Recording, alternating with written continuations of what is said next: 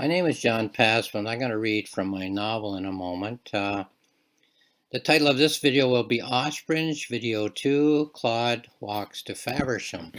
The title of the novel is Ospringe, A Visit with Grandad, a novel by John Passfield. I'll just refer to the photograph briefly in a moment. I did so in the first video, but to make this video a standalone, I'll mention that briefly again.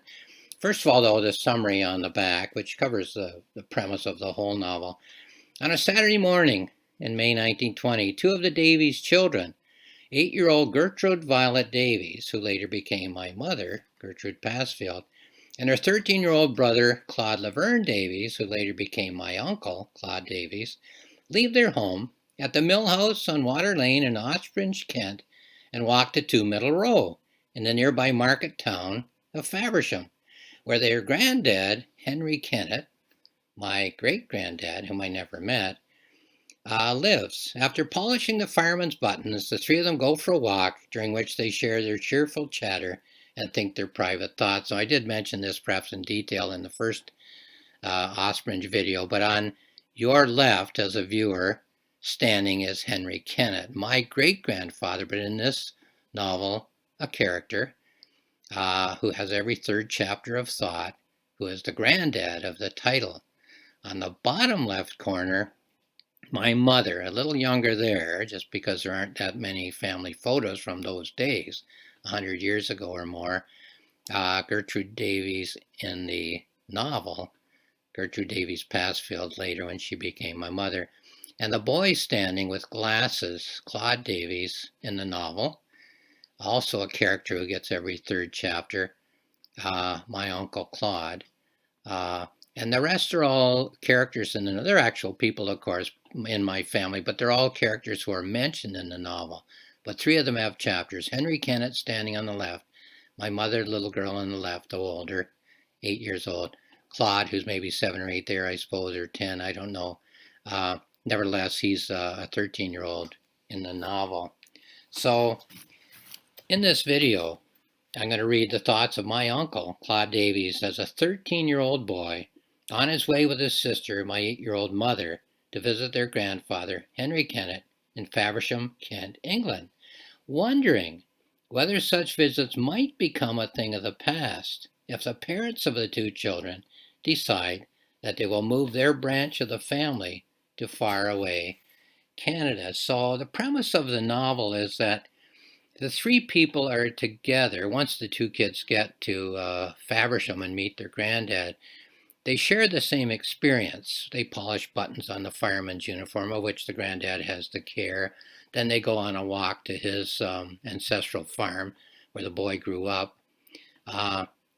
They share those experiences. They have similar topics, the parents, Faversham itself, Ospringe itself, the Mill House, 2 Middle Row, these homes where they live. Canada as a possibility for a future place to live. But they all think differently. So a 14-year-old boy wondering whether to move to Canada. I think we'll see in some of the details what his perspective might be. Very different from that of the granddad, who would stay in Faversham and lose his grandchildren. Well, his view of the potential move to Canada would be different than that of an 8-year-old girl, would be different than that of a 14-year-old boy. So that's kind of the premise of how I set it up. We share information. We make imagery out of that information with which to think as a language at the deepest level of our minds. We don't make the same imagery and it doesn't have the same significance for all of us. That to me is, I think that's gives me the dynamics of all the serious literature that I have read, really. There's a grandiose statement, but I stand by it. Chapter 2, Claude Laverne Davies, 1. Saturday, May 1st, 1920, from Ospringe to Faversham. Running along the footpath of Water Lane. The water's high this year. They've had a lot of rain. I told Gertie to wait at the Maison Dieu. I told her not to cross the street, but to wait till I come. We're going into Faversham to help Granddad polish uniforms. He says there's an inspection coming up. Some pretty important people will be coming to Faversham to inspect all the firemen. He wants the uniforms to sparkle in the sun. I wasn't born in Ospringe. I was born in Faversham, not far from Granddad's place. Now our family lives in Ospringe, at the mill house.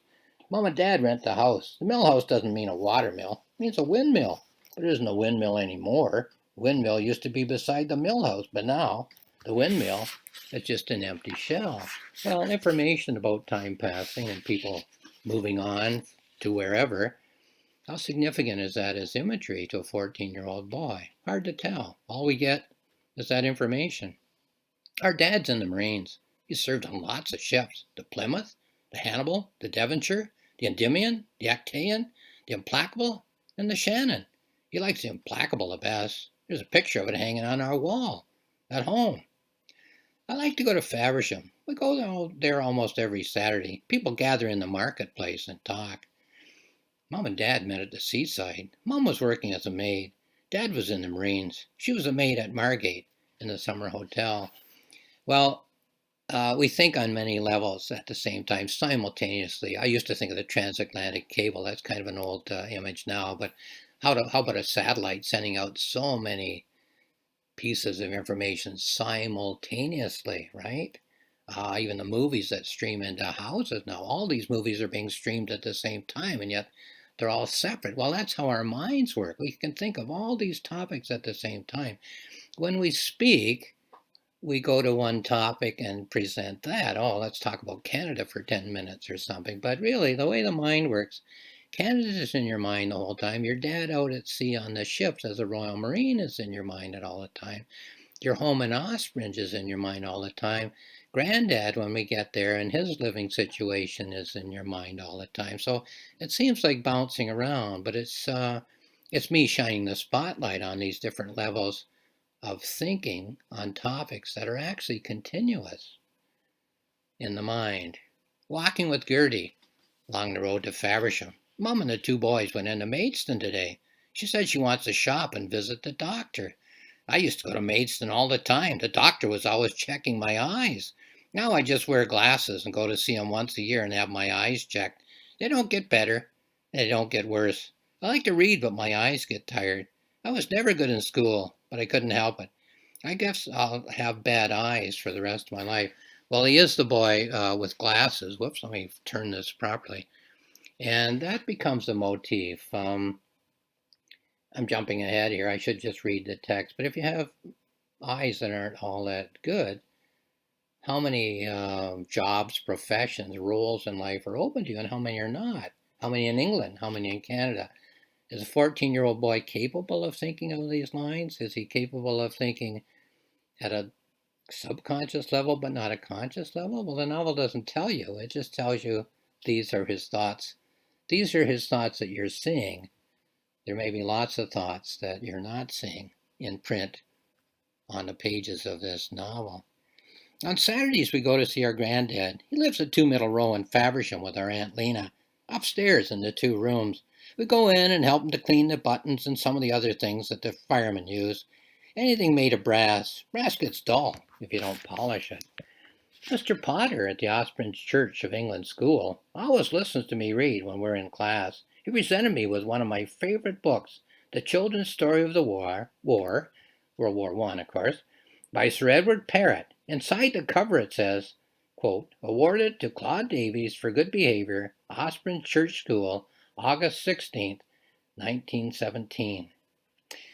The last time Dad was home, Mom and Dad were talking late at night. We had the fire on in the fireplace and all of us were there.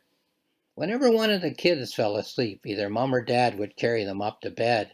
I never heard Dad talk so much. I was lying on the rug. He talked about Canada, where he had lived when he was a boy. So Canada, it threads its way through the whole novel. It's in the mind of an 8-year-old girl.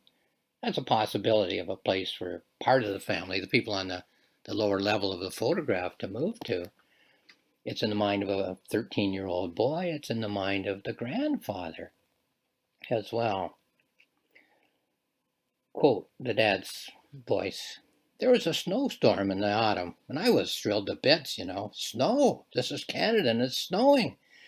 I went out and made a snowman with the kids of the farmer that I worked for. We made angels in the snow, and then made a snowman and a snow fort, and threw snowballs.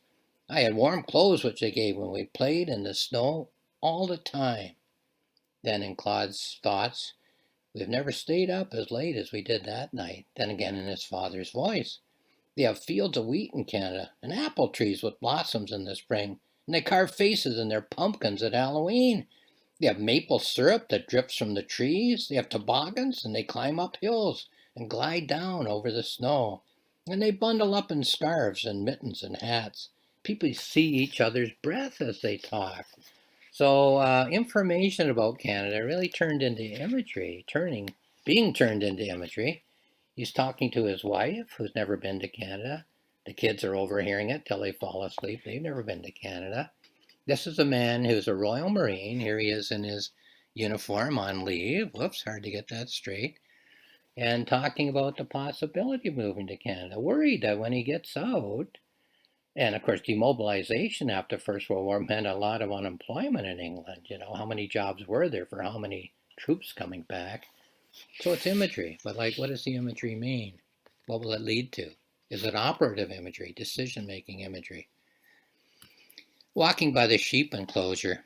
One time when we were walking by, there was a lamb inside the pen. He was bleating for his mother, but she was gone. Mom said that the farmer must not have noticed when the little lamb fell behind and some kind person came along and put the lamb in the sheep pen. She said that the farmer would be coming back this way and would find the lamb here in the pen, and everything would be all right for the little lamb. Mom told us not to worry. The lamb licked our hand, but the lamb didn't know that the mother was coming back. So if you watch the first video or if you've read the novel, the little girl ends the story with the lamb being found by the mother. The 14-year-old boy says, well, when we left the lamb, it didn't know whether its mother was coming back. So how deeply do kids think when their family, their larger family, including their grandfather and their aunt, might be split up, and they come by a family of sheep that's been split up? How do they look at that? The little girl says, oh, well, that was a happy ending. They all got back together. The boy says, well, there was no ending. The lamb was waiting there, and the lamb didn't know whether it would ever get back together with its family. So imagery, but how does imagery work? We don't know. We can see inside the minds of these characters, I'm saying. We can see the imagery, but the novel doesn't tell you what they think about the imagery, how they interpret the imagery. That's how I write novels. You can drink the water in Water Lane in the springtime when the water's fresh and clean. At the far end where the water enters the street, not further down where the horses and the wagons making mud. There are only 2 automobiles in Ospringe. The vicar has an auto, and the man who runs a taxi business has one too. Sometimes our family takes the train to London to see Uncle Arthur and his wife, Aunt May. They have a lot of children in their family. The youngest boy is named Alfred. Uncle Arthur is our dad's brother. His full name is Arthur Davies. They live in a row of houses. We got lost trying to find out which house they lived in. So, country kids in the city, eh? Very different. We joined the Marines for 20 years. Someday Dad will come home for good. When he does, he says he might like to go to Canada. Mom will be glad to have him home. When he is home, it's a special event. We always have special meals when Dad's home. Marines are between soldiers and sailors. They don't do any work on the ship. They just look after the guns and things. When they land, it's the Marines who go ashore and clean things up. Well, a British Marine has a father, eh? In the year 1920. Wow. Walking along the road to Faversham with Gertie, his sister Gertrude, my mother. Dad's ship is sailing out to sea. He isn't going very far this time. He'll be back in a couple of weeks. They're going out on maneuvers with some other ships. Dad has traveled to lots of interesting places. The English Navy goes all around the world. He's been to Africa twice and to Archangel in the Arctic Sea. Well, my grandfather told me he was at Archangel in 1919. He also said he was at Gallipoli, which was, a hot spot during the war. They had to abandon ship and walk on the ice. Our house has plenty of rugs. We lie on them in front of the fire in the evenings and read. Dad brings them home from the ships. Whenever Dad has some spare time, he hooks us a rug to bring home for our parlor and our bedrooms. The rugs keep our feet from getting cold. I think that my favorite book is Edric the Outlaw, and the writer of that book is Escott Lynn. It has an inscription in the front that says, I'm quoting from a book that I have, Ospringe Church of England School, Claude Davies, who was successful in the church history examination in 1920 and was placed in the first class. End of quote. I find it hard to read with my eyes the way they are, but I like to read a lot. Mr. Potter helps me at school, and my mom listens to me read out loud in the evenings when we sit by the fire. Sometimes I read to Granddad and Aunt Lena when they come out to visit on Wednesday evenings, even though my eyes aren't so good. I would like to be a reader all my life. There's an advertisement in last Saturday's newspaper that says that in Canada, there's jobs in every field. Quote, men are wanted for the farms and women are wanted for the homes of Canada. End of quote. It shows a cowboy sitting on a bale of wheat. In Canada, I wouldn't have to be scrubbing pots and pans. So 14-year-old boy in his last year of school, already working part-time in the vicarage, scrubbing pots and pans in the kitchen. That's information, that's imagery to help him not make a decision. His parents will make that decision, but have an opinion on his parents' decision. The other side of that, though, is, well, what would you be doing in Canada? In a vicarage scrubbing pots and pans, or doing something a little better, a little more glamorous, a little more enjoyable? How do you know? There's a ruin of a windmill next to our house. What is left of the mill is just an empty shell. It sits there and the weeds grow through the floor. Mom says a Miller's family used to live at our house, but now they're gone. So people come and go. That's the law of life, I guess, eh? His family may go, he with them, to Canada. Walking along the road to Faversham, Gertie is chatting as we talk. Mom and Dad stayed up really late last time Dad was home with us, and he talked about maybe going to Canada. He said that he was worried about getting a job in England when he gets out of the Marines, and his time will be up in 3 years. Mom didn't say much, but she kept asking questions. What is it like in Canada? What kind of work would you do? Are there schools for the kids? Would we live on a farm? What would it cost to take us there? Is there a doctor nearby? Are there many English people on the farms where you say we'd go? It's hard to know what Mom thinks of it. What Mom thinks of it all. Sorry, I flubbed there. So sometimes decisions are made and we don't have enough information. The imagery we think with is devoid of content, I guess you could say. Sometimes decisions are made and not by us. I have a friend who's Dutch, and his mother faithfully came with her husband to Canada in 1950. And the men, mingled in those days quickly because they worked with other people from farm to town, take the produce and so on, and learned English. This Dutch lady on the farm, doing housework as ladies did in those days, only met other people, other women at church once a week on a Sunday, maybe more than once. And those ladies would speak Dutch because they were all Dutch farm ladies who'd come to Canada. So very isolated, and it wasn't really her decision. And my friend has letters in which his mom wrote home for almost 50 years, asking about things in the home village in Holland, like homesick for 50 years. And my mom said that her mother, I'm jumping ahead past the end of this novel, was homesick for many years for Ospringe and Faversham and her father. And then my uncle, her brother, I said, well, Mom says that your mom, the mom of the two of you, was homesick all the time. He's, oh, homesick. We never had time to be homesick here in Canada. We just got here and got busy and hardly ever thought of England, that kind of thing. So what is another person thinking? We don't always know, eh? So what does the mom think about this potential move to Canada? Well, the boy says the mom asked a lot of questions, but she didn't give any opinions so far. We have two aunts that we see all the time. One is Aunt Lena and one is Aunt Trida. Aunt Lena is our mother's sister, and she lives at 2 Middle Row. That's the lady, on the cover. Oh, what the heck? Standing, the lady, Aunt Lena, who lives with the grandfather.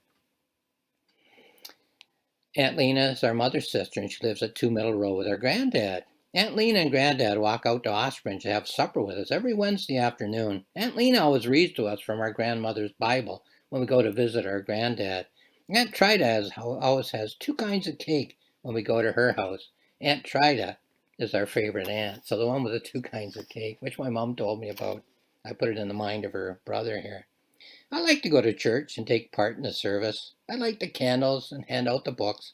I like Onward Christian Soldiers and tell me the old story and the church's one foundation.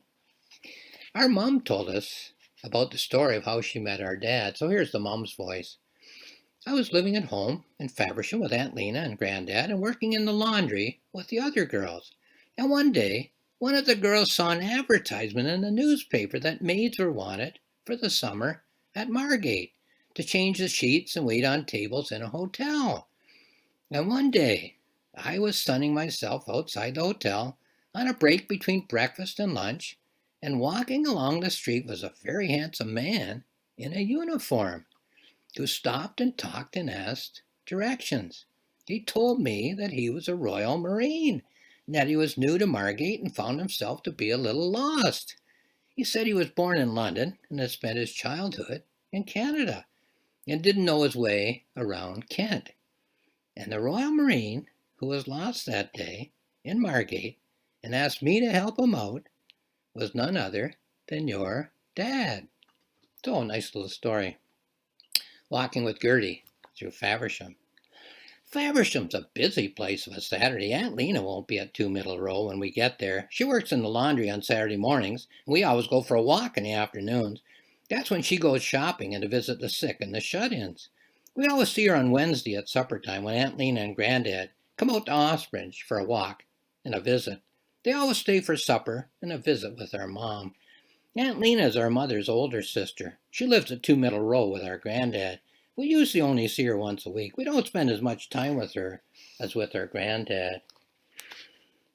I started work at the vicarage I already work at the vicarage when I'm not at school. I go early in the morning on Saturdays and then in the afternoons on Saturdays, and then I go to church on Sundays and help the vicar to run the church.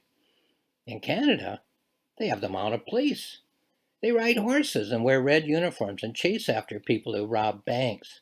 The Mounties always get their man. They probably have an eye exam for anyone who wants us to be a Mountie, or who wants to be a Mountie, just like the police in Faversham do. If you want to catch crooks, you have to be able to see properly. Well, again, holding this up, awkward for me to get it. The boy with the glasses is scrubbing pots and pans in Ospringe, where he lives, and wondering, well, could I be a policeman in Faversham, a little bigger town? Well, don't they have an eye exam? How about a Mountie in Canada? Well, they would have an eye exam. So that's how a 14-year-old boy thinks of where he lives now, England, where he might live in future, Canada, in terms of his eyes. Scrubbing pots and pans or doing something else. Our mom tells us stories by the fire. Here's the mom's voice. Once upon a time, the Maison Dieu was a thriving medieval hospice where Chaucer's pilgrims stayed overnight on their way to Canterbury. There was a church and a chapel, some stables and an alehouse, a dove house, a water mill, and a mill pond to catch the water from Water Lane, and an orchard and a garden and several inns nearby for the many pilgrims to stay.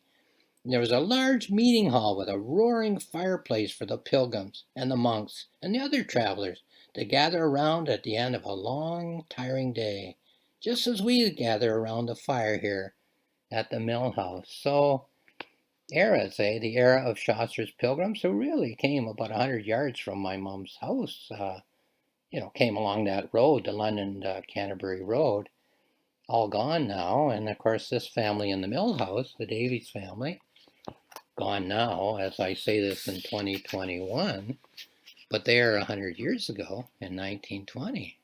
Wondering where they'll be in a few years. Fascinating, fascinating. The last passage in this chapter. Arriving at 2 Middle Row, the doors open. Granddad'll have a cup of tea for us after we polish the buttons for a while. He's always happy when we make the buttons shine. It's too bad that our grandmother couldn't be here to see us. She died when Mom was only 13 years old. That's a long time ago now. Sometimes Granddad talks about our grandma. Sometimes he talks about her on our walks. Mom says that Granddad still misses her terribly. She died from a mysterious illness. No one seems to know what it was that caused her to die. It would be nice if she was here on Saturday mornings when we come to visit Granddad at 2 Middle Row. So the family might break up if there's a move of some of them to Canada, but the family has broken up before. There was a break when the grandmother, the wife of Henry Kennett, who's now the granddad, died. That was a break.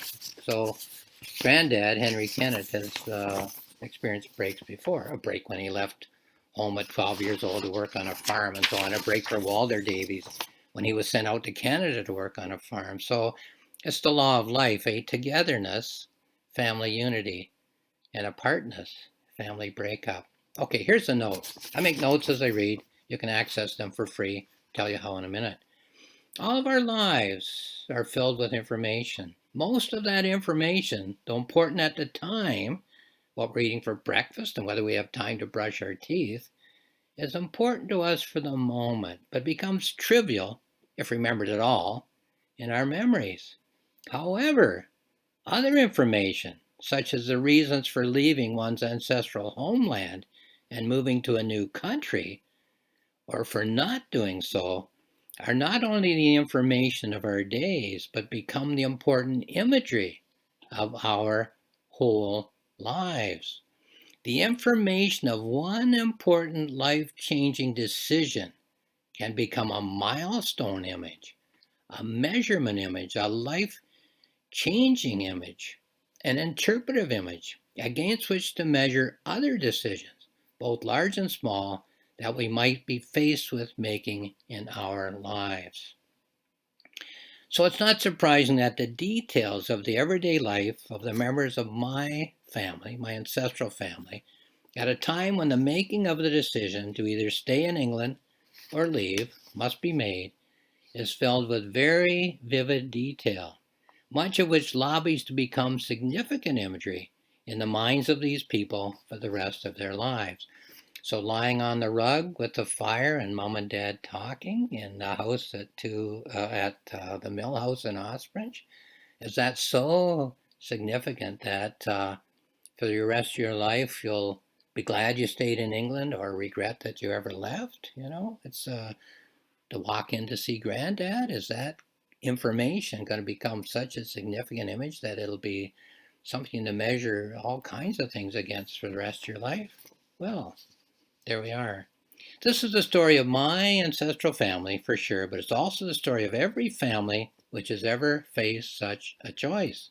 The information and the imagery of others' lives would be different, different country, different houses to live in, different social rituals, but the image processing procedure in their minds would be the same. So it's universal, it's serious literature. It's not just a family memoir about me, my family.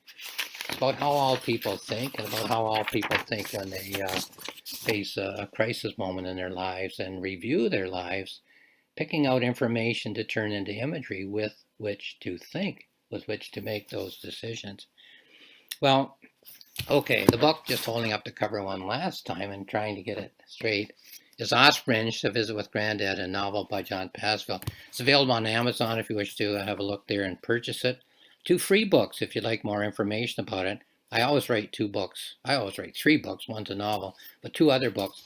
One's a notebook, the idea, the research, the structure, the writing, and so on until I have a rough draft. That's called a notebook. Go to johnpassfield.ca, johnpassfield.ca, my website. Click on notebooks, click on the icon of this cover, and you'll get a book-length book for free. Do the same, johnpassfield.ca, click on journals, go down to this icon, the Ospringe icon, click on that, and you'll get a journal for free. Reflections, families, not just families, but individuals thinking in imagery, societies thinking in imagery, minority groups thinking in imagery, religions thinking in imagery, whole eras. You know, we're part of what? It's 2021, so the first segment, I guess, of the 21st century. Do we all think alike? What imagery are we thinking with these days? Have we shifted? We hear about paradigm shifts. Well, those shifts are shifts in imagery, right? Imagery has patterns into which to fit information that allow us to understand that information and how it all kind of comes together, or clashes with somebody else's paradigm, right? Two image paradigms clashing, you know. The story of Shakespeare, Claudius, Hamlet, Othello, and Iago, and so on. Okay.